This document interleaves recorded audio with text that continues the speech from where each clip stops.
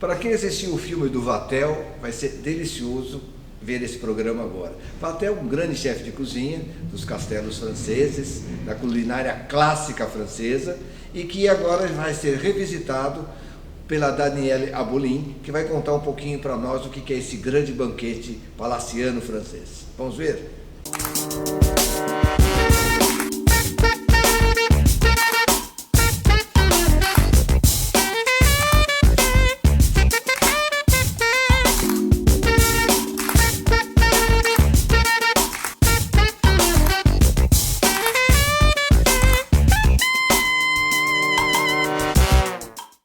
Então, gente, a gente vai começar agora, né, a próxima programação, que é a programação Vatel, um banquete para o rei. Eu vou apresentar aqui os palestrantes, os participantes, a Daniela Abolin. Verdade. Trocou. A Renata Prazeres, é que teve uma troca de identidades aqui. A Daniela Abolin, né, e o Vladimir Souto Maior. Eles têm um blog que chama Cine Bistrô. É muito bacana, é um dos melhores blogs que a gente tem aí na área, muito profissional, e que liga cinema à gastronomia. Eles falam só de coisa, né? Olha que coisa legal ligar cinema à gastronomia, né?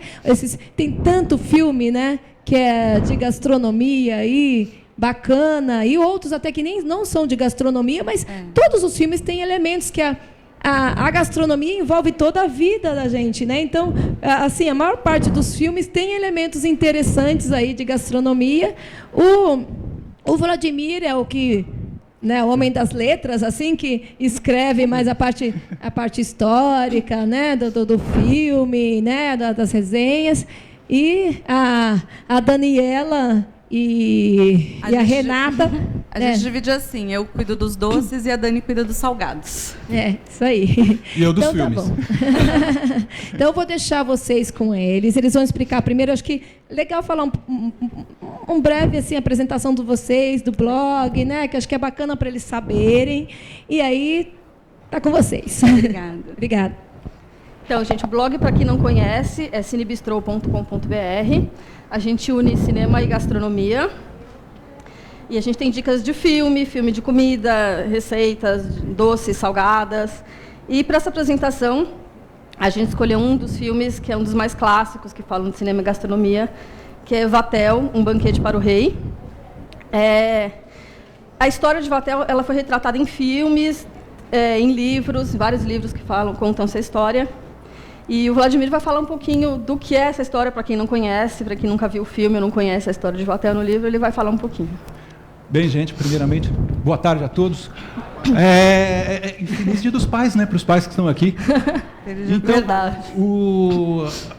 Estamos em 2012, a gente está falando de um filme que foi lançado em 2000 e concorreu diretamente com aquele que a gente já conhece, que foi o Tigre e o Dragão. Bem, todos sabem o resultado, o Tigre e o Dragão levou o Oscar. Mas, como história, essa história ela retrata muito bem um momento muito legal, um momento clássico da França, na época de Luís XIV. Luís XIV, para quem não sabe, em um certo momento ele era odiado porque as pessoas, os franceses, viviam numa miséria profunda, enquanto a realeza esbanjava a sua os gastos, ou seja, gastava muito em eventos, em coisas suntuosas, enquanto as pessoas viviam na miséria. Depois, ele se tornou o Rei Sol. E o Rei Sol, ou seja, dado pelos próprios franceses como um grande líder que resgatou essa vontade, esse desejo, essa alegria dos franceses e, obviamente, tirou o povo dessa miséria tão profunda que eles estavam. O que nós vamos retratar aqui é um momento um pouco antes dele se tornar o Rei Sol. Nós estamos falando de um evento que aconteceu no castelo de Chantilly. Guardem esse nome, que ele é bem interessante para uma coisa que acontece no evento desse, que até inclusive é citado no filme. Estamos falando de um período de, recordando a data, que em 10 de abril de 1671, nós estamos falando do século XVII. O Conde de Condé, aliás, o Príncipe de Condé, se eu não me engano, ele convidou a Luís XIV e toda a sua nobreza para 3 dias no castelo de Chantilly, para fazer uma verdadeira orgia gastronômica, onde esse homem responsável era Vatel. Ele nascido de pais suíços, recebeu o nome de Fritz Karl Vatel. Depois ele se tornou, por si próprio ele mudou, né, a forma como as pessoas o identificavam como François Vatel. François Vatel era um homem muito honesto, um homem que buscava a perfeição, ele era um perfeccionista, ele buscava não somente a perfeição naquilo que ele cozinhava, mas em tudo que ele produzia. Então, o Condé convidou Luís XIV para 3 dias de verdadeiros eventos, não somente a comida, mas eventos, inclusive pirotécnicos, onde Vatel foi o grande responsável, um homem abnegado e também muito que buscava realmente a perfeição em tudo que fazia. Vatel buscou. Uma coisa interessante. O que se retrata no filme, nesse evento de 3 dias, mostra não exatamente a realidade como ela era, mas a lenda de Vatel. John Ford, num filme chamado O Homem que Matou Facínora, de 1962, ele deixou um legado de uma coisa que acabe valendo para todos os filmes daquele período para frente. É que, quando a lenda ela é maior que a verdade, publique-se a lenda. Então, é nisso que acaba enriquecendo tanto a história, quanto todas as histórias posteriores de filmes que a gente veio a ver, né? Claro, eu venho acabo assistindo também hoje em dia.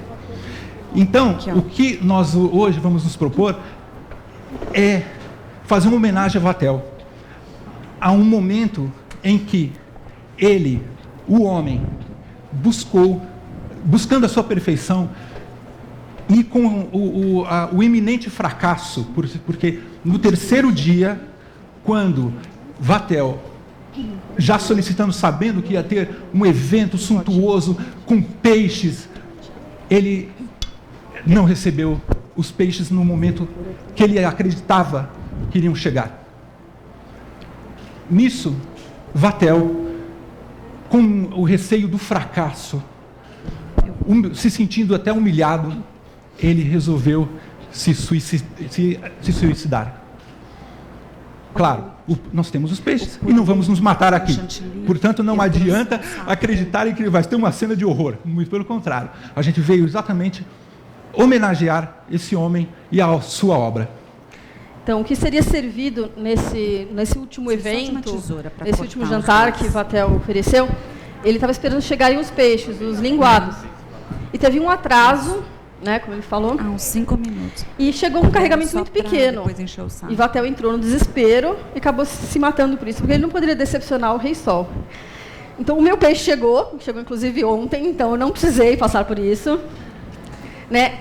E assim, como o Vatel não chegou a fazer esse linguado, a gente não sabe como ele ia preparar. Então, assim, eu resolvi fazer para homenageá-lo, e eu escolhi servir com um chantilly salgado de coco. Então, assim, o linguado, eu comprei filés de linguado, eu temperei, fiz uma marinada só com azeite, sal, um pouco de pimenta e estragão. Estragão é um tempero muito usado na França, muito conhecido, então acho que ele dá um gosto diferente. Eu acho que Vatel usaria o estragão na receita dele. E um chantilly que a Renata vai bater, para a gente fazer um chantilly salgado, e depois nele eu vou adicionar uma mistura de coco ralado. É um coco ralado comum. Você pode usar o coco fresco também, se tiver, sem açúcar. Eu vou misturar com leite de coco. Isso aqui vai ser adicionado, isso aqui é só para hidratar. Ele vai ser colocado junto com o chantilly depois que o chantilly estiver totalmente batido. A Rê vai bater o chantilly para a gente. Começar a bater o chantilly. Chantilly, gente, é muito simples, né? A base... Oi, vou falar antes de ligar a batedeira. A base de qualquer chantilly, seja ele doce ou salgado, é o creme de leite fresco. E aí, só um cuidado. Bater ele na batedeira até ele adquirir consistência, mas sempre de olho para que ele não vire manteiga. Porque a manteiga, ela é o creme de leite batido até você separar totalmente a gordura do soro. E no creme de leite fresco, a característica dele hoje, né, se comparado aos cremes de leite de caixinha longa-vida ou de lata, é que ele é o creme de leite com mais gordura. Então, se você bater ele bastante, você vai obter uma manteiga. E a ideia não é obter a manteiga, é obter somente o creme. Então, eu vou começar a bater aqui. Ele leva mais ou menos uns 3 minutos e depois a gente mostra a consistência para vocês.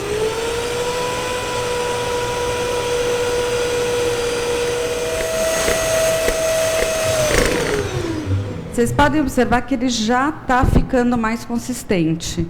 É nesse momento que a gente vai pôr um pouquinho de sal. Alguém já comeu chantilly salgado aqui?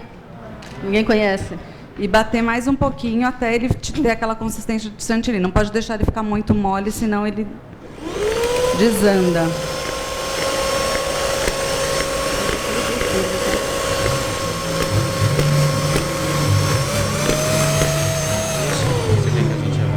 Pode os pratinhos.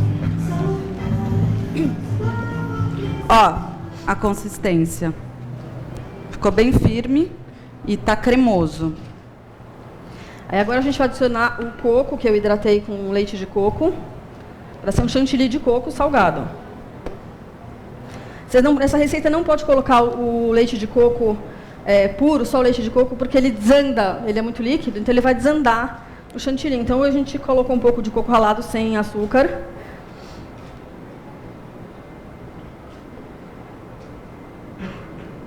E o Vladimir sabe a história do chantilly, não sabe? Ah, sim. Como eu falei de lendas, também reza a lenda, que Vatel ele iria fazer uma grande porção de merengues para colocar nos bolos que iam ser servidos. De repente, na ausência disso, Vatel percebeu que não havia ovos suficientes para isso. O que ele acabou fazendo? Pegou o leite, aliás, a nata, separou a nata do leite, misturou com açúcar e começou a criar aquele novo ingrediente que a maioria conhece como chantilly. Porque ele mesmo fala no filme que perguntaram qual o nome disso. Aí ele falou assim, pode colocar o nome de chantilly, em homenagem ao castelo. Então, reza a lenda, isso é uma lenda, não é 100% afirmativo que de fato seja isso. Porém, é daí que vem a história de que o chantilly surgiu de uma necessidade extrema da ausência dos ovos por causa do merengue, de criar um novo ingrediente para colocar, que foi o chantilly, aí derivado do nome do próprio castelo. Então, esse chantilly a gente temperou. Então, eu coloquei o coco, o leite de coco, a gente temperou com um pouco de sal e um pouquinho de... Pimenta a gente vai pôr por cima. Por cima. Tá bom, pode ser por cima. Ou misturar com ele ou por misturar, cima. A gente vai pôr por cima para ficar mais delicadinho o prato.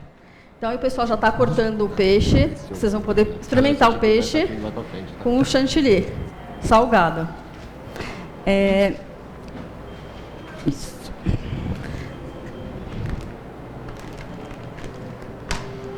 Deixa eu falar. Para ter uma apresentação mais bonitinha, você não pegar simplesmente o chantilly e colocar junto, a gente vai usar uma manga de confeitar. Uma coisa importante, como o peixe ele vai estar quente, você não pode colocar o chantilly em cima do peixe, porque senão ele vai derreter na hora. Então você serve sempre do lado, e o pessoal, quando vai servir, dá um pedaço de peixe, uma garfada no chantilly. Até porque, de repente, tem gente que não gosta, não está habituado e acaba falando assim, nossa, está tudo misturado. Não, eu vou comer o peixe, mas vou dar uma experimentada junto para ver o que acontece, o que eu vou sentir. E chantilly salgado é uma coisa bem diferente, né? A maioria não conhece, então vocês vão poder saber. Eu acho que tem gente que vai gostar e tem gente que vai achar horrível, porque espera uma coisa doce pela aparência que ele tem. Então é uma coisa só provando mesmo. A gente já vai servir. Vai ver, não sei se uma dica para vocês que às vezes falam, mas enfeitar o prato, usar uma manga de confeiteiro, isso é complexo, não é?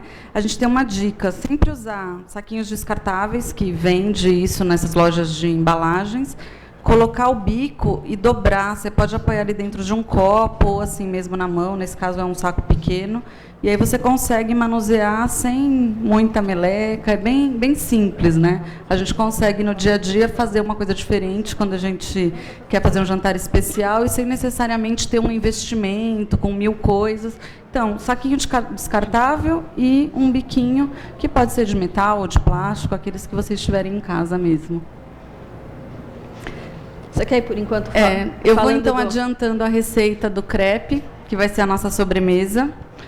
Eu escolhi fazer essa receita de crepe porque é uma coisa que, quando a gente pensa na França, a primeira coisa que vem à cabeça quando você está passeando por Paris é todo aquele pessoal comendo crepe na rua, então é muito, muito francês, né? E o crepe, ele não é uma especialidade puramente francesa, ele é a alimentação à base de cereais que remonta às mais antigas civilizações. E isso veio vindo, e na França ele realmente ficou como que um símbolo nacional. No meu currículo, eu tive a experiência de morar alguns anos na França e vi que isso realmente faz parte da cultura deles. Não é só o turista que vai lá e vai visitar a Torre Eiffel e compra o crepe na barraquinha. É realmente uma coisa que eles têm no dia a dia e eles fazem. Em muitas regiões da França tem alguns crepes diferentes, como feito com trigo de sarrasin, que é um trigo mais escuro. Um trigo mais escuro, e aí eles fazem os crepes salgados. Hoje eu trouxe para vocês uma receita que eu tive a oportunidade de pegar com a avó de um amigo meu da França. Então, essa veio direto de lá. E a gente vai ver que a grande diferença é que é uma coisa muito simples, né? Dá o ponto e são ingredientes assim, bem tranquilos. Farinha, leite, água, ovos, óleo, rum, um pouquinho de rum. E aí, no caso, como hoje a gente vai servir como sobremesa, a gente pode colocar uma gotinha de baunilha. Agora, se no caso vocês quiserem fazer essa mesma massa para servir com queijo ou com presunto, uma coisa salgada, vocês podem fazer também, só não coloca baunilha, que ele vai ficar uma massa bem neutra, e aí vocês conseguem colocar o recheio que vocês quiserem.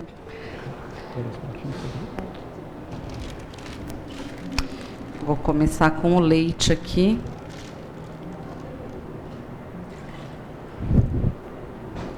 Uma outra dica é que, normalmente, o pessoal na França bate na tigela com o fouet, aí aquele drama todo, fica cheio de gruminho, a farinha não dissolve. Liquidificador resolve todos os problemas, não tem nada de especial nessa receita que não possa ser feito no liquidificador, ou começar a bater no fouet e depois bater com o mixer, se viu que ficou algum gruminho. Então, assim, é uma receita muito tranquila.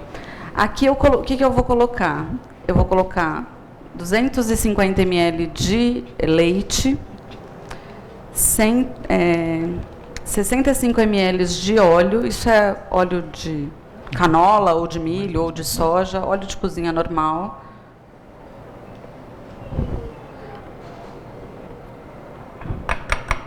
O ovo, a gente sempre quebra ele separado, porque se tiver um ovo estragado, ele estraga toda a sua receita. Então, vamos lá. Um ovo. Sobrou uma casquinha aqui, a gente já tira.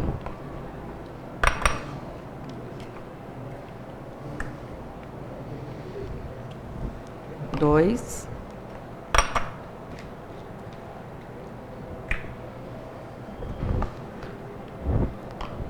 O rum, aqui tem mais ou menos meia dose, fica a gosto também, vocês têm liberdade de colocar. Às vezes eu não tenho rum, eu ponho uísque, ponho conhaque, ponho o que tiver só para dar um toquezinho.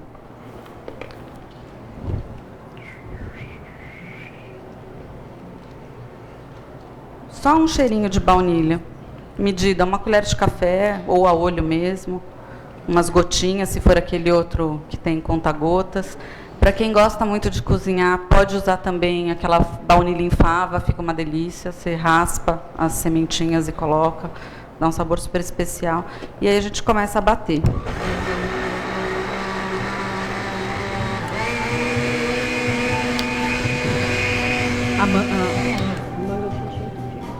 Oi?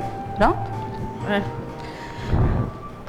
Eu vou começar aqui a colocar... Entupiu. Entupiu? O peixe a gente vai servir com um purê de batata. É um purê simplesinho que a gente fez. Colocando... Da mesma forma que a gente está colocando o chantilly. Né? Para ficar uma apresentação bonitinha. Aí acho que o pessoal já pode ir, depois já passa para vocês experimentarem o... Rala a pimenta. Oi? Dá o toque A pimenta. de pimenta. Deixa que eu vou pôr na pimenta. Tá? Então, eu vou terminar aqui enquanto o pessoal está terminando ali o... Aí, o que eu fiz? Eu primeiro bati os ovos com a água para ficar bem líquido. Aí, a gente começa a adicionar a farinha. Pode ver.